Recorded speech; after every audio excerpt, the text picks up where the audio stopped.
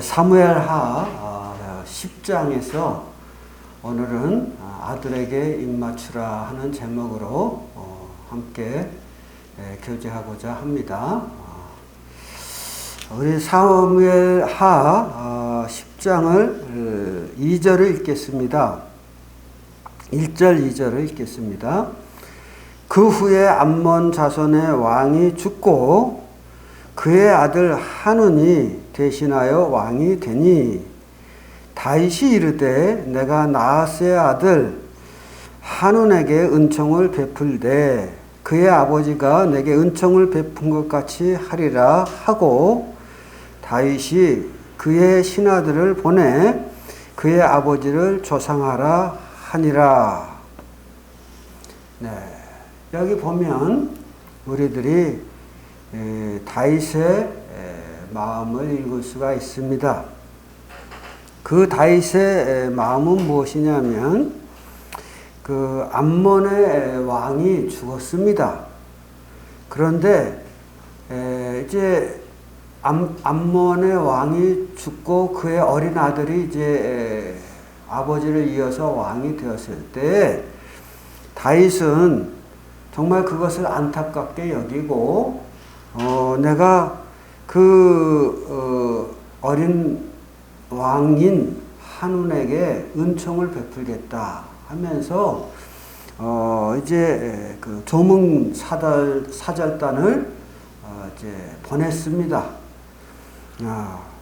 그 이유는 무엇입니까?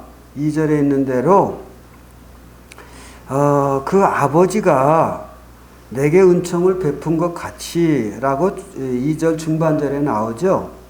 은총을 베푼 것 같이 내가 그 한운에게 내가 은총을 베풀기를 원한다 하는 것이죠. 그러면 무슨 일이 있었느냐? 언제 무슨 일이 있었느냐 하면 다윗이 그 사울 왕에게 막 이렇게 쫓겨다닐 때 그 암몬의 왕 나하스는 이제 사울 왕과 적대적인 관계에 있었거든요. 근데 적은 내 편이라고 그 사울 왕에게 쫓기는 신세가 된 다윗은 곧 내 편 아니냐 이런 마음으로 이제 이 암몬의 왕 나하스가 한때 다윗을 선대했던 때가 있었습니다. 그런데 다윗은 그때를 기억하고 그가 비록 죽었지만 내가 그 나하스의 죽음과 함께 어린 아들이 왕이 되었는데 그의 슬픔과 또는 그 왕이 죽은 암몬 족속의 그 이제 형편을 고려해서 아마 이렇게 성대한 조문 사절단을 보낸 것으로 보여집니다. 그렇게 해서 이제 저들이 당한 이제 슬픔을 위로도 하고 또 다윗이 전에 입었던 은총을 또 갚는 차원이 되기도 하고 또 다윗의 이스라엘과 암몬은 이제 서로 국경선을 맞대고 사는 민족들이니까 서로가 우리가 평안 가운데 지내자 하는 이런 어떤 피스메이커 역할을 다윗이 하고 있다고 생각이 됩니다. 그래서 이제 이렇게 조문 사절단을 보냈는데 문제는 뭐예요? 이 뒤에 보면은 3절에 암몬 자손의 관리들이 그들의 왕, 그들의 주라고 돼 있죠? 그들의 왕 한운에게 말하기를 다윗이 이렇게 조물 사절단을 보낸 것은 정말 왕을 공경하고, 즉 이 돌아가신 아버님을 공경하는 마음으로 사절단을 보냈겠습니까? 그게 아닐 것입니다. 그들은, 그 사절단은 아마 우리 이 암몬의 모든 형편을 살피기 위해서 보낸 그런 간첩 역할을 하기 위한 그런 목적을 내면으로 가지고 우리에게 온 그런 이제 조문 사절단으로 보입니다.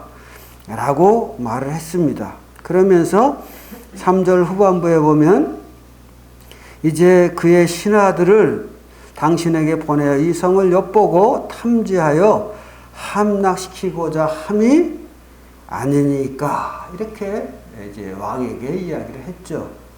근데 이 왕은 이제 그 아버지와 다윗의 관계에 대해서 전혀 모르는 것은 아니지만 깊이 모르고 또 나이가 어렸기 때문에 분별력이 좀 없었다고 생각이 됩니다. 그래서 신하들의 그런 경계 어린 발언에 마음을 두고 이제 그 사절단들을 모두 사로잡아 가지고 그들의 수염을 깎고 그들의 아랫도리를 다 벗기고 이렇게 해가지고 그 모든 사람들 앞에서 이제 다윗의 예루살렘 성으로 돌려보내는 이런 일을 하였습니다. 그러니까 이 사절단으로 왔다가 도리어 환영을 받기보다는 큰 모욕을 당하고 이제 이스라엘로 돌아가게 되죠. 그러한 모욕은 곧 누구에 대한 모욕입니까? 다윗에 대한 모욕이었어요. 이스라엘에 대한 모욕이었습니다. 그것은 더 크게 말하자고 하면 하나님을 향한 모독이었다 그 말이에요. 그래서 다윗이 그런 소식을 듣고 너희들이 그렇게 수염이 깎이고 이제 아랫도리가 벗겨지고 이렇게 해서 이 예루살렘으로 들어오면 너희들도 부끄럽고 또 그것을 이스라엘 백성들, 특히 예루살렘에 있는 이제 민중들이 보면 좀 그러니까 너희들이 이제 이리 들어오지 말고 여기 보면 그 여리고라고 하는 곳에 머물면서 수염이 다 자라기까지 기다렸다가 거기서 이제 옷을 제대로 갖춰 입고 수염이 다 자라면 오도록 해라 이렇게 말씀을 합니다.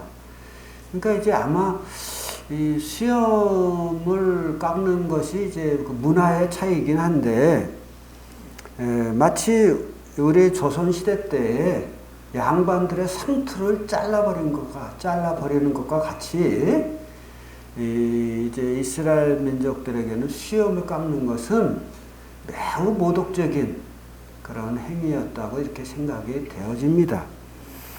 양반의 머리를 깎아서 잘라버린다고 하는 것은 그것은 인간 취급을 안 하는 거거든요.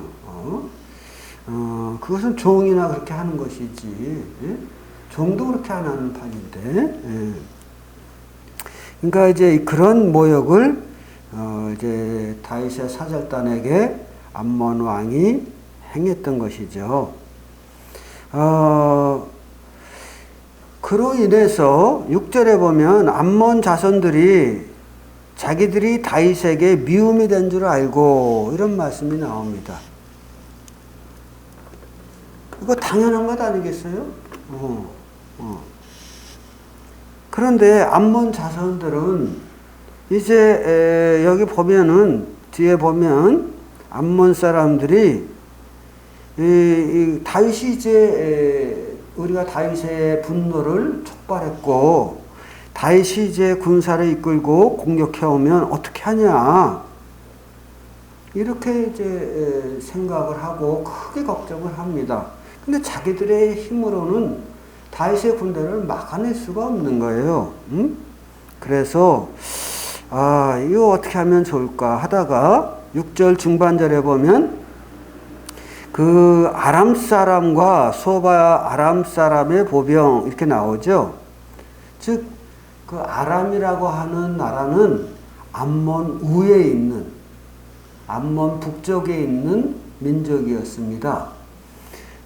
그 아람 사람들에게 이제 돈을 보내면서 군대를 좀 보내달라 하고 부탁을 하죠.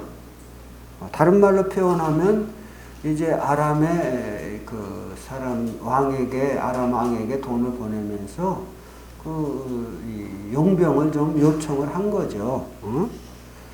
그러니까 참 이 암몬 사람들이 어리석은 것이 자기들이 감당도 못할 거면서 왜 그런 일을 행하느냐 그 말이에요.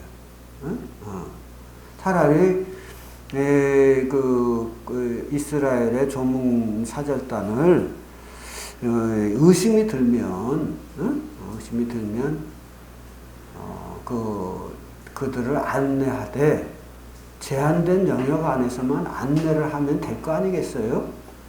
그런데 그들을 마치 죽이는 것과 방불한 모독을 하는 이런 일들을 행하고 그것을 또 감당할 수 없어서 다윗의 군대가 두려워서 그 아람 사람들에게 도움을 요청하는. 그래서 아람에 약 3, 4만의 군대가 이렇게 와서 그 암몬 사람들을 돕는 이런 이제 결과가 되어집니다. 그 이제 제가 이 말씀을 이렇게 보면서 느껴지는 것은 뭐냐면 이 9장에서 우리는 무엇을 봅니까? 다윗이 무비보셋에게 은총을 베푸는 과정을 봐요. 9장 1절에 보면 다윗이 이르되 사울의 집에 아직 남은 사람이 있느냐? 내가 요나단으로 말미암아 그 사람에게 은총을 베풀겠다. 좀 풀어 말하자고 하면 다윗이 원수의 집안에 혹시 남은 사람들이 있느냐 하는 것이죠. 전쟁 중에 죽지 않고 남은 사람들이 있느냐? 있다고 하면 내가 그들에게 은총을 베풀겠다 라고 말합니다. 그랬더니 아들들이 사울 왕가의 아들들이 다 죽고 무비보셋이라고 하는 손자가 있는데 그러니까 그러면 그 무비보셋이라고 하는 손자를 데리고 와라 하는 거죠. 그때 무비보셋이 도망갔나요? 아니요. 왕 앞에 나왔어요. 그리고 그가 두려워할 때 다윗이 9장 7절에서 보면 그에게 이르되 무서워하지 마라. 내가 반드시 내 아버지 요나단으로 인하여 내게 은총을 베풀 것이지 하고 말씀하죠. 그러자 그가 8절에서 왕께 절하여 며 말하기를 이 죽은 개와 같은 나를 돌아보시는 이 왕의 은총에 감사합니다 라고 표현을 합니다. 즉 그는 왕의 은총을 베풀리라 이렇게 말을 할 때 그리고 사절단을 보낼 때 그는 두려워서 왕이 은총을 베풀겠다고 하는 명목 하에서 나를 왕궁으로 끌어들인 다음에 죽이지 않겠느냐 이렇게 의심을 하고 도망간 게 아니에요. 그는 어떻게 했어요? 왕궁으로 왔다고 하는 거죠. 그리고 그러나 한편으로는 좀 무서운 마음도 있었죠. 그래서 7절에 보면 저가 두려워하는 모습을 보였을 것이고 다윗은 두려워하는 그에게 무서워하지 말아라. 내가 반드시 네가 두려워할 수 있을 수 있는데 염려하지 마라. 내가 너에게 반드시 내 아버지로 인하여 은총을 베풀겠다. 그렇게 하고 그에게 은총을 베풀어서 그의 할아버지의 모든 재산을 그에게 돌려줄 뿐만 아니라 더 나아가 왕자로서의 특권을 주죠. 그래서 왕의 상에서 함께 먹을 수 있는 그런 특권을 얻습니다. 더 이상 저가 로드발이라고 하는 광야지대에 숨어 살 필요가 없었어요. 이제는 왕과 더불어 예루살렘 다윗궁에서 기쁨으로 평안한 가운데 이제 살아도 되는 그런 놀라운 신분의 변화가 일어났습니다. 그 동일한 마음으로 다윗은 바로 암몬의 왕된 어린 왕에게 은총을 베풀겠다고 하는 거예요. 우리가 9장에서 생각해 보았듯이 어떻게 다윗은 원수의 집안에 다른 말로 표현하면 장차 반란의 불씨가 될 수 있는 무비보셋을 살려줄 뿐만 아니라 저를 축복하고 저에게 아들 양자와 같이 저를 대할 수가 있느냐 그 말이죠. 이런 것은 어떤 왕권에서도 찾아볼 수 없는 일이거든요. 도리어 정적의 자녀들은 모든 왕가들이 다 제거하는 것이 역사의 한 모습인 거예요. 그러나 다윗이 그렇게 할 수 있었던 것은 그가 아무것도 아닌 나를 하나님이 사랑하셔서 축복하셔서 모든 원수로부터 자기를 지켜주시고 이스라엘의 왕이 되기까지 하는 그 하나님의 놀라운 사랑을 입었기 때문에 나도 이 하나님의 사랑을 통해서 사랑이 무엇인지를 깨닫고 정말 이 사랑을 다른 사람들에게 내가 사랑을 입었은즉 또 다른 이들에게 사랑을 베푸는 것이 합당하다라고 생각하고 그 사랑을 베푸는 것 아니겠습니까? 그래서 무비보셋에게 사랑을 나타낸 다윗은 이제 그 10장에서는 그 한온에게 그 은총을 나타내기를 원하는 것이었거든요.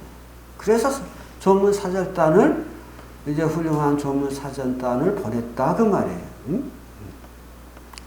하지만 그 한온은 어떻게 했어요? 그것을 의심했어요. 그러나 성경은 이렇게 말을 합니다.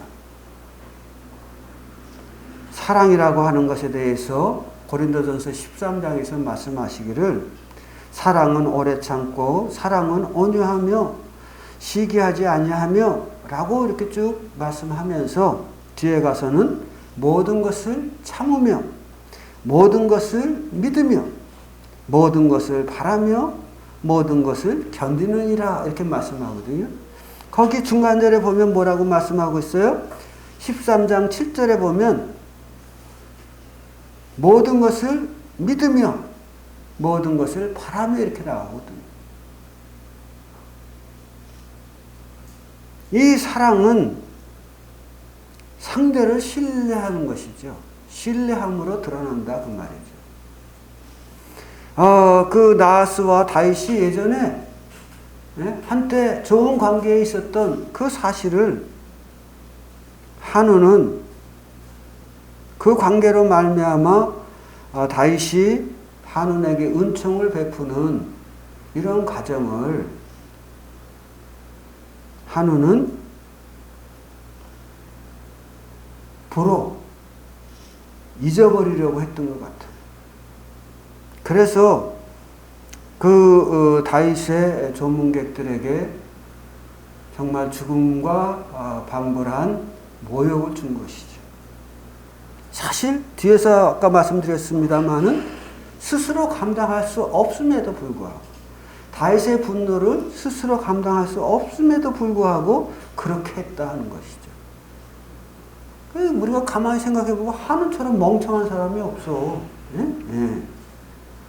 왜 괜히 조문을 보냈으면 아까 말씀드린 대로 적절히 그들을 환영하면서도 혹 저들이 우리 성을 염탐하려고 온 거 아니냐 생각되면 제한된 영역만 안내하면 되는 거 아니겠어요?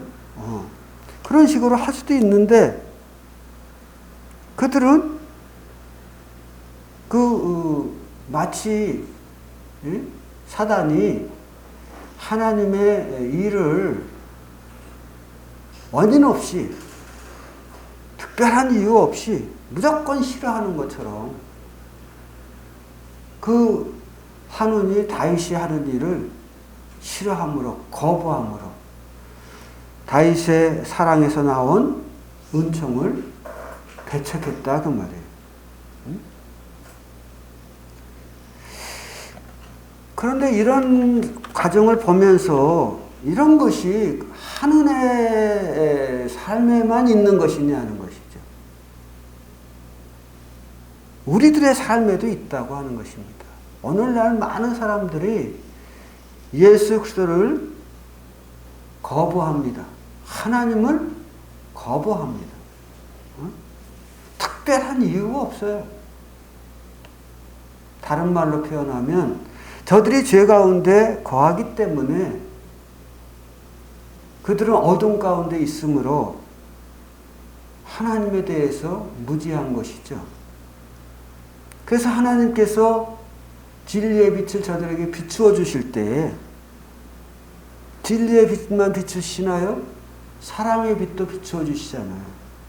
그 비추어 줄 때에 그들이 그 빛으로 인해서 기뻐하고 어둠 가운데서 우리가 갈 바를 알지 못하더니 하나님께서 우리에게 사랑의 진리의 빛을 비추어 주시는구나 하고 기뻐해야 되는데 그 빛을 거부하는 거예요.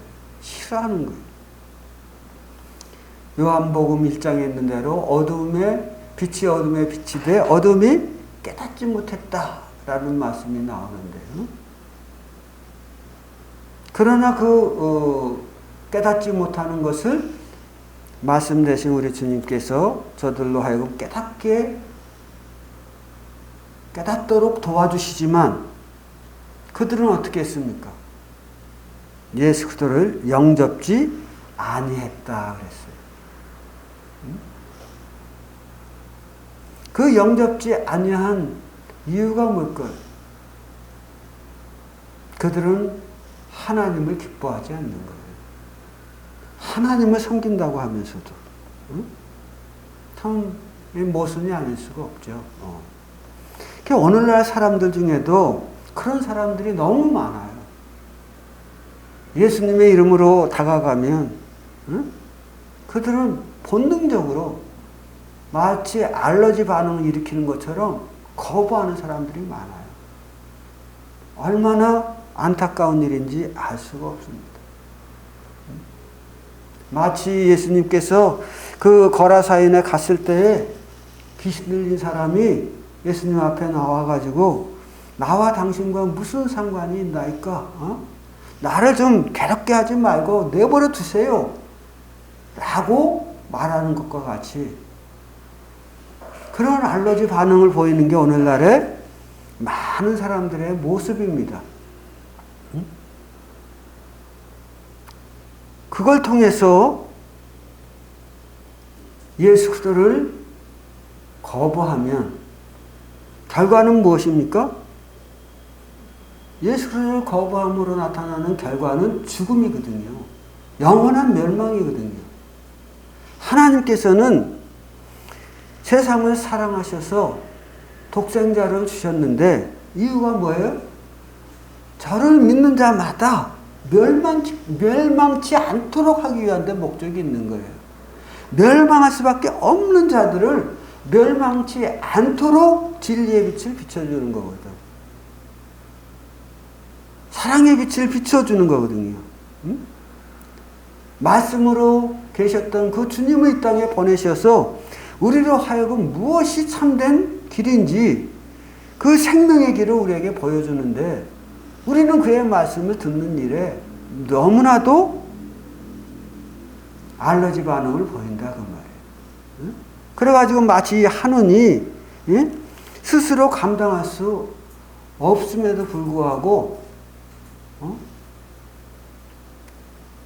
다윗의 사절단을 모욕했던 것처럼. 그래서 그들이 어떻게 됩니까? 8절에 있는 대로 암몬 자손들이 자기들이 다윗에게 미움이 된 줄 알고 이제 다윗이 이제 군사를 일으키는 것은 당연한 일이다. 그래가지고 자기네 힘으로 감당할 수 없으니까 이웃 나라에 아람이라고 하는 나라에 군대를 요청하는 이런 일이 벌어집니다. 그러나 결과는 그렇게 해서 다윗을 저들이 이겼을까요? 아니요. 결론적인 얘기를 하자고 하면 18절에 보면 이런 말씀이 나요. 아람 사람이 이스라엘 앞에서 도망한지라 다윗이 아람 병거 700대와 마병 4만을 죽이고 또 그 군사령관 소박을 치매 거기서 죽으니라. 이렇게 나오죠.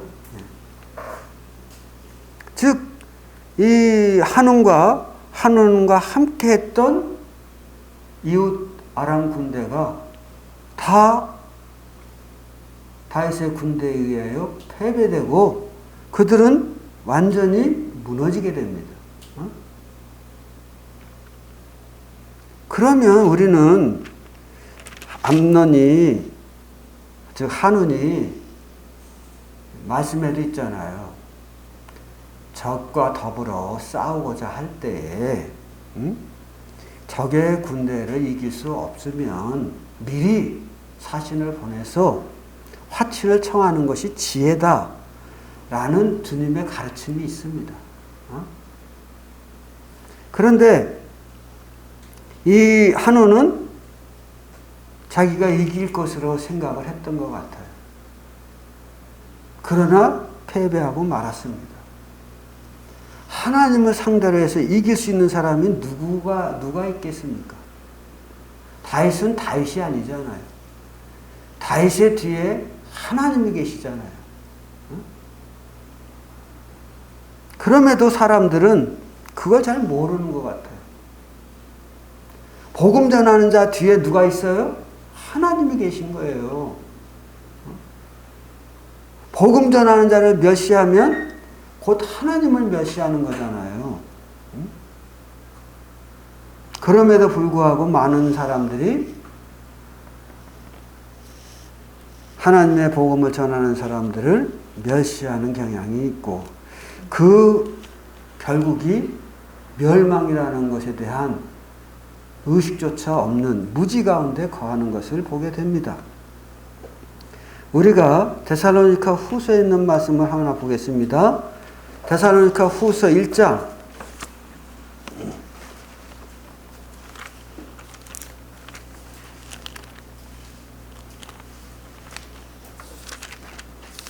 데살로니가 후서 1장에 보면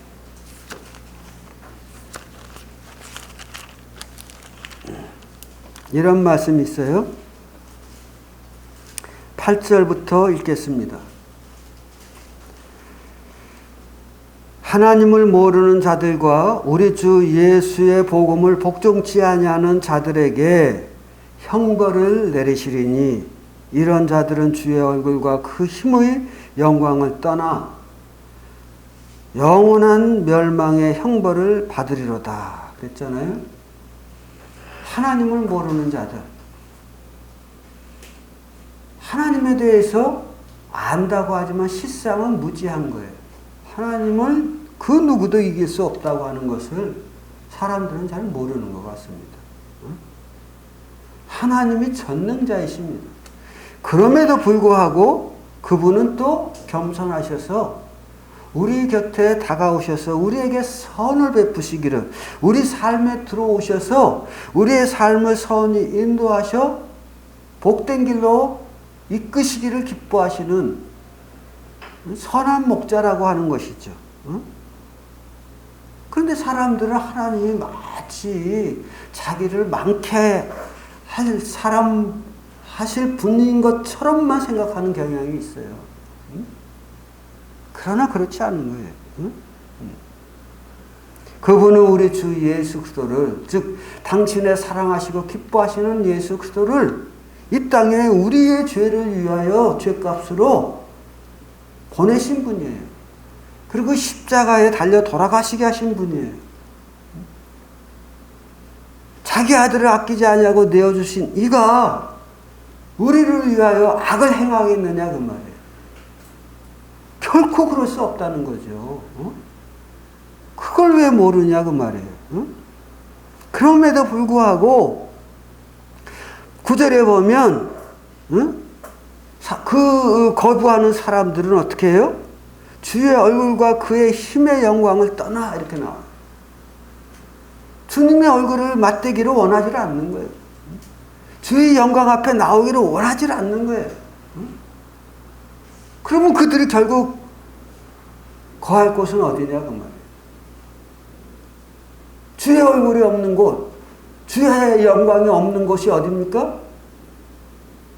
그곳은 바로 영원한 멸망의 장소인 지옥 아니겠느냐 그 말이에요. 하늘나라와 지옥. 하나님의 나라에는 영광의 빛이 있잖아요. 태양의 빛보다 더 강한 주님의 영광의 빛이 있잖아요. 주님의 얼굴이 있잖아요. 그걸 원치 않으니까 그걸 거부하는 자들, 계속 거부하는 자들. 그러니까 어떤 면에서 보면 하나님이 저들을 지옥에 보내는 게 아니에요. 그들의 죄가 그들을 지옥으로 끌고 갈 뿐만 아니라 그들 스스로가 주의 얼굴을 보기 원치 않았기 때문에, 하나님의 영광에 거하기를 원치 않았기 때문에 하나님의 영광이 없고 주의 얼굴이 없는 그런 멸망의 장소에 스스로가 가서 거하는 것이다 그 말이죠. 그러나 우리 주님께서는 이제 다윗의 사건을 통해서 우리에게 말씀하시는 거예요. 여기 다윗은 누구를 상징합니까? 바로 우리 주님을 상징하는 거잖아요. 우리 주님. 주님께서 마치 아의 두 다리가 절뚝발이요 죽은 개와 같은 무비보셋을 불쌍히 여기고 은총을 베푼 것처럼, 또 암몬이의 그 왕이 죽고 어린 왕자가 왕이 되었을 때 그를 긍휼히 여기셔서 그들을 위로하고 그와 함께 더불어 우리 이웃 간에 더불어 잘 살아보자 하고 사절단을 보낸 거 아닙니까? 사실 우리는 사람은 사람인 자가 서로 이렇게 서로 기대어 사는 존재, 사회적인 동물임을 말씀하고 있잖아요. 그래서 우리는 할 수 있으면 서로 같이 살아야 합니다. 그래서 하나님께서는 그리스도인들에게 말씀하시기를 서로 사랑하라 라고 말씀하셔요. 더 나아가서 원수도 사랑하라 까지도 말씀하셔요. 그래서 그리스도인들이 예수 그리스도를 믿지 아니하는 분들에게 다가가서 함께 가자라고 말하는 거거든요. 우리는 더불어 살아가야 하는 존재인 것입니다. 빌립보서에서도 그런 말씀이 있어요. 우리 빌립보서 말씀을 잠깐 볼까요? 앞으로 좀 넘기면 빌립보서가 있습니다. 빌립보서 2장에 보면 이런 말씀이 있어요. 그러므로 2장 1절 그러므로 그리스도 안에 무슨 권면이나 사랑이나 무슨 위로나 성령의 무슨 교제나 긍휼이나 자비가 있거든 마음을 같이하여 같은 사랑을 가지고 뜻을 합하여 한 마음을 품어 하면서 4절에서 어떻게 하라? 각각 자기 일을 돌아볼 뿐만 아니라 각각 다른 이들의 일들을 돌아보아 나의 기쁨을 충만케 하라. 이렇게 말씀하시죠. 이게 무슨 얘기예요? 너희들이 그리스도 안에서 받은 은사 중에 어떤 사랑의 위로가 있다든지 또는 성령의 안에서 교제하고 싶은 어떤 것들이 있다든지 긍휼이나 자비가 너희 마음 가운데 있으면 그것을 가지고 어떻게 하라고요? 4절에 있는 대로 다른 이들을 돌아보아 다른 이들과 더불어 함께 그런 위로라든지 교제라든지 사랑이라든지 권면이라든지 이런 것을 서로 나눔으로 나의 기쁨을 충만케 하라 하는 것이죠. 나의 기쁨이라고 하는 것은 이 빌립보를 쓴 사도 바울을 지칭하기도 하지만 결국 하나님의 마음을 기쁘게 하라는 것 아니겠습니까? 그렇습니다. 우리는 서로가 이렇게 말씀 4절에 있는 대로 자기 일을 돌아볼 뿐만 아니라 어떻게 하라? 다른 이의 일도 기억하고 돌아보아서 그들을 서로에게 기쁨이 되어주는 그런 서로가 서로를 교제하며 살아가는 그런 자들이 되라 하는 것이죠. 우리가 이제 이러한 의미에서 우리가 이제 살아가야 되는데 오늘날은 어떻습니까? 너무 이게 개인주의가 팽배해가지고 오늘날은 정말 남을 돕는 일도 쉽지 않은 마치 도우려고 우리가 다가가면 이게 이제 상대에게 대래 의심을 받는 이런 사회 속에서 살고 있습니다만 그럴지라도 우리는 어떻게 해요? 하나님의 말씀을 따라서 가야 한다고 하는 것이죠. 그것이 여기 있는 대로 나의 기쁨을 충만케 하라 하는 말씀은 뒤집어서 말하자고 하면 하나님의 마음을 기쁘게 하는 것은 즉 하나님의 기쁨은 곧 나의 기쁨이다라는 것이죠. 나의 기쁨이다. 그래서 세상에서 우리를 거부할지 모르지만 우리는 그리스도 안에서는 서로가 서로에게 기쁨으로 다가가고 또 섬기고 이렇게 함으로 우리 주님께서 그렇게 섬기는 삶을 사시지 않았습니까? 그래서 우리가 주님의 길을 가야 됩니다. 세상이 지극히 개인주의가 팽배해지는 세상에 살아가고 있지만 우리가 그런 세상을 받아들일 게 아니라 말이죠. 세상을 우리가 변화시키는 그런 자들로 살아가야 되겠죠. 이제 결론적인 얘기를 좀 말씀을 드리겠습니다. 하나님의 사람 다윗의 은총을 거부한 한온과 암몬 사람들은 어땠어요? 그 거절함으로 인해서 저들은 망하게 되었습니다. 참 안타까운 일이 아닐 수가 없죠. 아직까지 이 말씀을 듣는 분들 중에 예수 그리스도를 마음 중심에서 마음에 이렇게 영접하는 일을 주저하는 분이 혹 계십니까? 우리가 지난번에 말씀을 같이 나누었습니다마는 예수님을 믿는다고 하는 것은 무엇일까요? 우리 마음밭에, 우리 마음의 방에 예수님을 영접하는 걸 의미하는 거거든요. 영접하는 거. 응? 그분을 나의 구원자로, 나의 삶의 주인으로 영접하는 걸 의미해요. 내가 기도도 하고요. 하나님 말씀도 읽고요. 그리고 때로 내가 이웃 사람들에게 선도 베풀고요. 또 헌금도 하고요. 그런 거 참 좋습니다.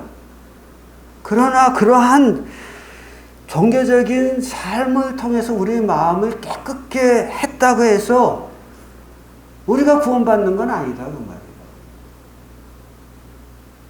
우리 애가 구원받으려고 하면 어떻습니까? 우리의 행위를 의지하지 말고 하나님의 의이신 예수 그리스도, 우리의 의도 되시는 예수 그리스도, 그분을 우리 마음의 방에 모셔드려야 된다 그 말이에요. 한운처럼 거절하면 안 된다는 거예요.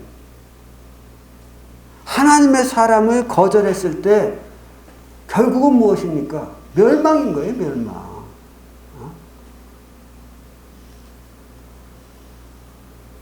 하나님께서 당신의 사람들을 통하여 은혜로 다가갈 때 하나님 감사합니다. 저로 하여금 이 복음을 듣게 하시니 감사합니다. 하나님의 사랑이 무엇인지 듣게 하시니 감사합니다. 내가 하나님의 사랑의 증표인 정말 당신의 아들 예수 그리스도를 제가 영접하기를 원합니다. 이렇게 하고 마음에 예수 그리스도를 여러분의 주인으로 받아들이시기를 바랍니다. 그때 여러분들은 놀라운 복인이 될 것입니다. 그 죄를 사함을 받고 그 죄가 인정치 아니함을 받은 자는 복이 있나니 라고 성경은 말씀하고 있습니다. 그렇습니다. 제가 예배 시간에도 읽었습니다마는 우리는 예전에 죄인의 길에 서는 것 좋아했어요. 죄인의 꾀를 따르는 것 좋아했어요. 왜? 우리가 세상에서 낙오자가 되지 않기 위해서 그렇게 했어요. 그러나 그렇게 살아보니 뭐가 달라지던가요? 안 달라요. 그런데 하나님의 말씀에 우리가 하나님의 말씀을 받아들이고 변화되었을 때 우리 마음 가운데 진정한 안식이 있고 하나님의 말씀을 따라서 사니까 우리가 세상에서 그렇게 얻고자 했던 것들이 하나님 안에서 얻어지더라 그 말이에요. 그래서 전에는 하나님의 말씀을 듣기만 하면 막 알러지 반응을 일으키던 자들이 이제는 하나님의 말씀을 묵상하면서 기뻐하고 즐거워하며 그렇게 살다 보니까 시냇가에 심겨진 나무가 시절을 쫓아 과실을 맺은 것과 같이 우리 삶 속에 내가 봐도 놀랄 만한 여러 선한 열매들이 맺히더라 그 말이에요. 내가 기뻐하는 열매들이 맺혀지더라 그 말이에요. 그러므로 아직까지 예수 그리스도를 영접지 아니한 분들이나 예수 그리스도를 영접하신 성도님들이라 할지라도 하나님께서 은총의 손길을 내밀 때 우리는 어떻게 해야 될까요? 회개하고 정말 그분 앞에 그분의 말씀을 따라 살고자 하는 우리들이 될 때 우리는 복 있는 자가 될 것입니다. 그래서 성경은 제가 찾지는 않았습니다마는 시편 2편에서 말씀하기를 그의 아들에게 입맞추라. 그렇지 않으면 너희가 진노하심에서 그 길에서 망하리라 이렇게 말씀하거든요. 예수 그리스도에 의해 은총의 손길을 거부하는 것처럼 어리석은 일이 없음을 깨달으시고 정말 예수 그리스도를 영접하시고 예수 그리스도와 동행하는 여러분들의 삶, 우리 광명 모임의 성도들의 삶이 되기를 바랍니다. 감사합니다.